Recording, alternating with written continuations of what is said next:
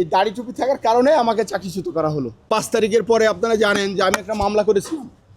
মামলাটা তৎকালীন যারা টিপ পরে পরে ফেসবুকে ছবি দিয়েছিল, যেরকম সাজু খাজে মানিসুর রহমান মিলন, তারপরে দেখবেন জাতীয় সংসদে সুবর্ণ মোস্তফা সংসদ সদস্য, উনি বলো 2 রোজাই ঘটনা, উনি সংসদে যেভাবে আমাকে নেগেটিভভাবে উপস্থাপন করেছিল, এর জন্য আসলে আমার খুবই কষ্ট হয়েছে। এবং শুধু সে আমাকে না, সে আমার মাধ্যমে বাংলাদেশ পুলিশের ভাবমূর্তি নষ্ট করেছে বহির্বিশ্বে। তা আমার এই রায়ের মাধ্যমে আমি মনে করি বাংলাদেশ পুলিশ বাহিনী নিয়ে যে মিথ্যাচার করা হয়েছিল, আমাকে নিয়ে যে গীবত করা হয়েছিল, অবশ্যই আমি মনে করি এই রায়ের মাধ্যমে বাংলাদেশ পুলিশ বাহিনীর মান সম্মান ফিরে আসবে। এবং যারা তৎকালীন যে মিথ্যা অভিযোগ করেছিল তাদের বিরুদ্ধে অলরেডি একটা মানহানি মামলা চলমান আছে। এবং সামনে চাকরিতে যোগদান করার পরবর্তীতে যে তদন্তকারী কর্মকর্তা রহিম আক্তার লাকি যে মিথ্যা প্রতিবেদন দিল, এর বিরুদ্ধে ব্যবস্থা গ্রহণ করবে ইনশাল্লাহ। ফ্যাসিবাদ তো দীর্ঘদিন ধরেই অবৈধ আদেশ অবৈধভাবেই ক্ষমতায় ছিল, জনগণের ভোটবিহীন, তারা জোর করেই কুক্ষিগত করছিল সরকার ক্ষমতায়।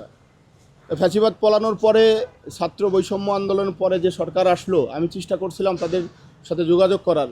দুঃখ লাগে আজকে অনেকেই সংসদ সদস্য, যেরকম হাসনাবাদ ভাই আছে, নাহিদ ভাই আছে, তো কেউ কোনো দিন আমার সাথে একটা মিনিট কথা বলিনি, বা আমার এই যে ফ্যাসিবাদের আমলে বড় যে বৈষম্য আমার সাথে হলো, এই বিষয় নিয়ে কেউ দুঃখ লাগে। তবে তখন আমি পাই নাই, কিন্তু গণপ্রজাতন্ত্রী বাংলাদেশ সরকারের গণতন্ত্রের আসলে কেন পাই না, আমি তো চেষ্টা করেছি, আমি চেষ্টা করছি এবং মামলাটা চলমান ছিল।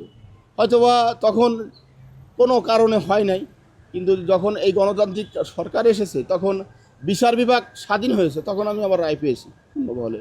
এবং তখন পাই নাই বলতে একটা মামলাটার একটা প্রক্রিয়া আছে, যে আমি যে মামলাটা করেছিলাম চাকরি ফেরতের, সেটা একটা প্রক্রিয়া আছে, প্রক্রিয়া অনুযায়ী তো শেষ হবে। তাহলে হয়তো বা মনে করেন যে মামলার কারণেও হয়তো বা তখন পাইতে না পারি। আসলে মূলত তৎকালীন ফ্যাসিবাদ সরকার, আমরা একটা জিনিস দেখেছি গভীরভাবে, যে মূলত আসলে দাড়ি টুপি থাকাকে কেন্দ্র করে বলে আমাকে চাকরিচ্যুত করা হয়েছে। আর আপনারা দেখেন লতা সমদ্দার বারবার বলছে, যিনিটা উল্লেখ করেছে যে লম্বা দাড়িওয়ালা, তার মানে কি, তার মেন টার্গেট হলো দাড়ি, তাই না? কারণ আপনারা জানেন যে আসলে আমাদের দাড়ি টুপি নিয়ে যদি কেউ কটূক্তি করে, খুবই দুঃখজনক। এবং এই দাড়ি টুপি মেন ইস্যু, এবং সরকার দাড়ি টুপির উপরে ভর করে আমাকে চাকরিচ্যুত করেছিল। কারণ দেখেন তদন্ত কোথায় আমাকে অপরাধ প্রমাণ করতে পারেনি, এক হিসেবে জোর করে এই দাড়ি টুপি থাকার কারণে আমাকে চাকরিচ্যুত করা হলো। আসলে মূলত তার বিরুদ্ধে তো অলরেডি মামলা চলমান আছে। এবং আমি বাংলাদেশ পুলিশ বাহিনীতে সরকারকে ধন্যবাদ জানাতে চাই, এবং মাননীয় আইজি স্যার এবং ষষ্ঠমন্ত্রী দ্রুত ব্যবস্থা নেবে যাতে আমি পোশাকটা গায়ে দিতে পারি। এবং গায়ে দেওয়ার পরবর্তীতে ইনশাল্লাহ তাদের বিরুদ্ধে মামলা চলমান থাকবে। এবং নতুন কিছু, যেরকম রহিম আক্তার লাকি, সে যে এডিশনাল এসপি যে মিথ্যা প্রতিবেদন দিয়েছিল, তার বিরুদ্ধে আইনগত ব্যবস্থা গ্রহণ করা হবে ইনশাল্লাহ।